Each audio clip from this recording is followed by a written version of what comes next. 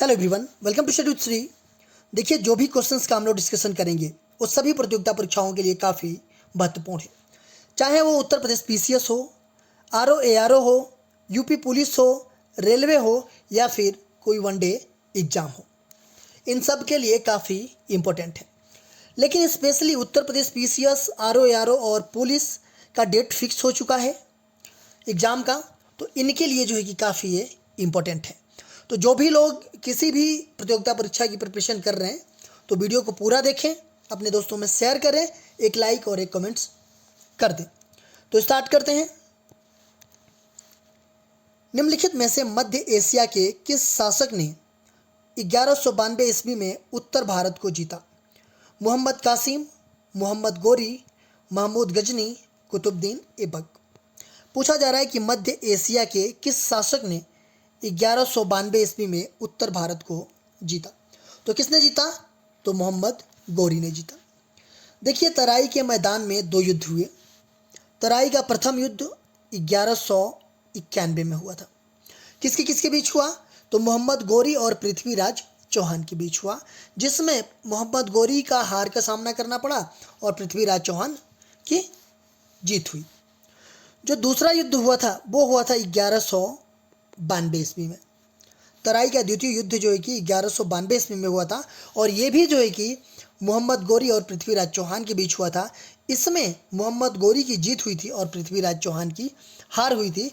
तो वही पूछा जा रहा है कि मध्य एशिया के किस शासक ने 1192 ईस्वी में उत्तर भारत को जीता था? तो मोहम्मद गोरी ने जीता था। औरंगजेब की उत्तर पश्चिमी सीमांत नीति का मुगलों पर क्या प्रभाव पड़ा?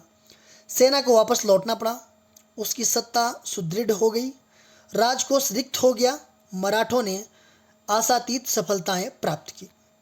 औरंगजेब की उत्तर पश्चिमी सीमांत नीति का मुगलों पर क्या प्रभाव पड़ा? तो मराठों ने आशातीत सफलताएं प्राप्त की थी, ये प्रभाव पड़ा था। ये हो जाएगा आपका डी ऑप्शन। निम्नलिखित में से कौन सा एक निर्माण फतेहपुर सीकरी में स्थित नहीं है? बुलंद दरवाजा, पंचमहल, अनूप तालाब, अलाई दरवाजा। पूछा जा रहा है कौन सा जो एक निर्माण है वो फतेहपुर सीकरी में स्थित नहीं है। तो कौन सा फतेहपुर सीकरी में स्थित नहीं है? देखिए, बुलंद दरवाजा ये भी फतेहपुर सीकरी में है, पंचमहल ये भी है, अनूप तालाब ये भी जो है ये फतेहपुर सीकरी में सिचुएटेड है। अलाई दरवाज़ा जो है कि फतेहपुर सीकरी में नहीं है। तो ये कहाँ पे? तो ये आपका दिल्ली में है और कुतुब मीनार के परिसर में है, ये कुतुब मीनार के पास में ये, और अलाउद्दीन खिलजी ने बनवाया था इसको। ठीक है, तो ये हो जाएगा आपका डी ऑप्शन। नवाब शाइस्ता खान ने फ्रांसीसियों को चंद्रनगर किस सन में दिया था? 1556 ईस्वी में, 1674 ईस्वी में, 1761 ईस्वी में, 1857 ईस्वी में। नवाब शाइस्ता खान ने फ्रांसीसियों को चंद्रनगर किस सन में दिया था? तो किस सन में दिया था? तो ये 1674 ईस्वी में दिया था। ये हो जाएगा आपका बी ऑप्शन। देखिए, बंगाल का नवाब जो शाइस्ता खान था, इसने 1674 ईस्वी में फ्रांसीसियों को चंद्रनगर में जगह दी, जहाँ पर 1690 से लेकर के 1692 में उन्होंने प्रसिद्ध फ्रांसीसी कोठियाँ बनाई। तो ये हो जाएगा आपका बी ऑप्शन। अकबर का राज्याभिषेक किस स्थान पर हुआ? कंधार, कलानौर, काबुल, गजनी। अकबर का राज्याभिषेक किस स्थान पर हुआ? तो देखिए, हुमायूं की मृत्यु के बाद क्या हुआ कि 14 फरवरी 1556 ईस्वी में, हुमायूं की मृत्यु के बाद 14 फरवरी 1956 ईस्वी को पंजाब में गुरदासपुर जिला पड़ता है, उसके निकट कालानौर नामक स्थान पर अकबर को मुगल बादशाह घोषित किया गया। कहाँ पे?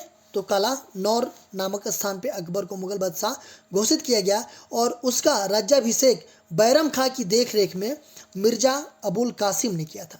और उस टाइम पे जो अकबर था वो 14 वर्ष से कम उम्र का था। ठीक है, तो ये हो जाएगा आपका बी ऑप्शन। बंगाल के नवाबों का सही काल क्रमानुसार व्यवस्थित कीजिए। मुर्शिद कुली खां, शुजाउद्दीन, अलीवर्दी खां, सिराजुद्दौला। देखिए जो बंगाल के नवाबों का नाम दिया गया है, इसमें सही कालक्रमानुसार इनको व्यवस्थित करना है। देखिए अगर हम बात करें मुर्शिद कुली खां की, ठीक है, तो इसका अगर टाइम ड्यूरेशन देखा जाए तो 1713 से लेकर के 1727 तक था, ठीक है, मुर्शिद कुली खां का। शुजाउद्दीन की बात करें हम तो इसका जो है कि 27 से लेकर के 1727 से लेकर के 1739 तक था, ठीक है। देखिए 39 से 40 के बीच कौन रहा? 39 से 40 के बीच सरफराज खां रहा, ठीक है। तो ये पहला हो गया, ये दूसरा हो गया। उसके बाद से सरफराज खां रहा।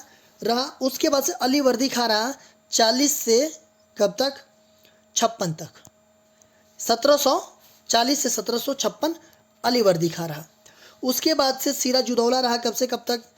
1756 से लेकर के 57 तक, ठीक है। इसमें बीच में ये नहीं है, ये सरफराज खां, बाकी ये सीरियली है 1 2 3 4। 1 2 3 4 कौन सा है? ये ऑप्शन आपका सही है। मुगल प्रशासन में मुहतसिब क्या था? पत्राचार विभाग का प्रधान, लोक आचार शास्त्र का प्रभारी अधिकारी, एक धर्म संबंधी अधिकारी, एक सैनिक अधिकारी। मुगल प्रशासन में मुहतसिब क्या था भैया? तो ये था एक लोक आचार शास्त्र का प्रभारी अधिकारी।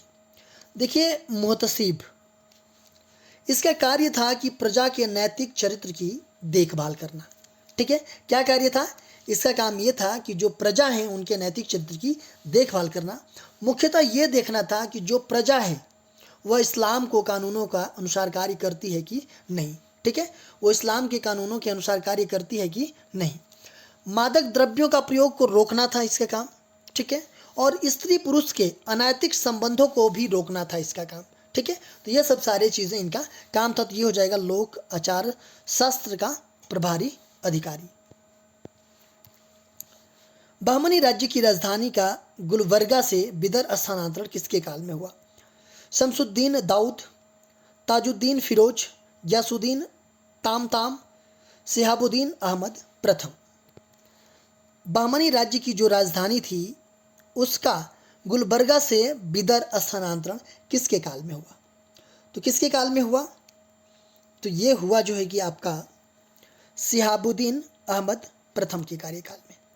देखिए जो ताजुद्दीन फिरोज के बाद से जो है कि शिहाबुद्दीन अहमद प्रथम शासक बना, ठीक है, और उसने गुलबर्गा को छोड़ करके बिदर को अपनी राजधानी बनाई। क्यों?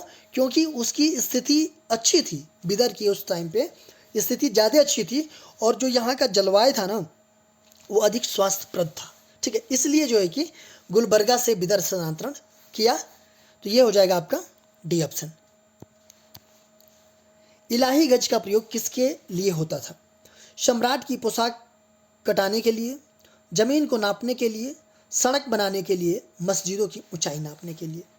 इलाही गज, इलाही गज का प्रयोग जो है कि किसके लिए होता था? तो देखिए ये होता था जमीन को नापने के लिए। देखिए अकबर के काल के पहले अगर देखा जाए तो भूमि का जो नाप होता था ना, नपाई होती थी भूमि का, वो जो है कि रस्सी से की जाती थी। और रस्सी क्या होता था कि मौसम के प्रभाव के कारण जो कि घट बढ़ जाता था, ठीक है, मान लीजिए गर्मी में यह बढ़ गया, सर्दी में ये जो है कि थोड़ा छोटा हो गया, तो इससे क्या होता था, बड़ा दिक्कत होती थी, ठीक है। तो रस्सी का उपयोग को समाप्त कर दिया गया। उसके स्थान पर बांस की जरीब का प्रयोग हुआ। बांस की जरीब में ये होता था कि उसके दो जो टुकड़े थे ना, उसके बीच में वो लोहे के पत्तियों से वो जुड़े होते थे, ठीक है।